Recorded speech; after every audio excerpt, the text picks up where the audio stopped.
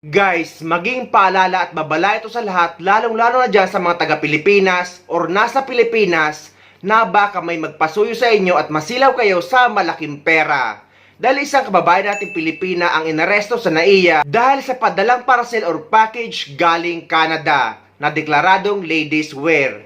Pero napag-alaman ang laman ng nasabing package ay illegal na droga. 1 kilo ng hinihinalang shabu na tinatayang nagkakahalaga ng higit 6.8 milyong piso ang nasabat ng mga otoridad sa Ninoy Aquino International Airport mula sa isang shipment na galing Canada. Arestado sa operasyon ng isang babae na nakalista bilang consignee ng package.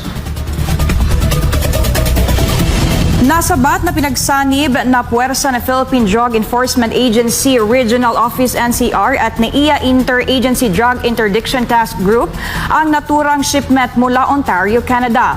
Idineklara itong naglalaman ng ladies wear and bags, ngunit natuklasang may lamang droga. Tumambad ang tinatayang 1 kilong shabu na nakasilid sa mga self-sealing plastic bag. Binalot pa sa foil at cling wrap. Aabot sa 6,854,400 ang halaga ng nasamsam na droga. Arestado ang 28 anyos na babae na itinatago sa alias Ruth na siya rin nakapangalan bilang consignee ng parcel. Depensa niya, wala siyang kaalam-alam sa laman ng padala. Bukod sa droga, nakuha rin sa suspect ang isang cellphone, notice card at ilang identification cards kabilang ang isang nasa kanyang pangalan.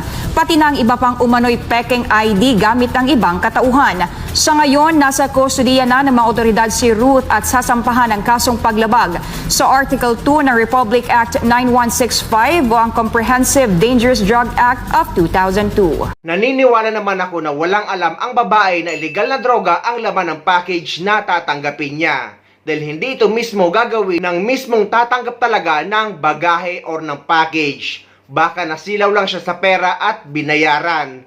Ngunit ito nga ang lagi nating sinasabi at pinapaalala sa lahat na kapag may mag-aalok sa inyo na tatanggap or magpapadala sa inyo ng package ay huwag niyong tatanggapin lalo na't kung nag-aalok ng pera. Dahil dapat magduda na kayo dahil baka illegal na droga ang laman niyan at kayo pa ang makukulong.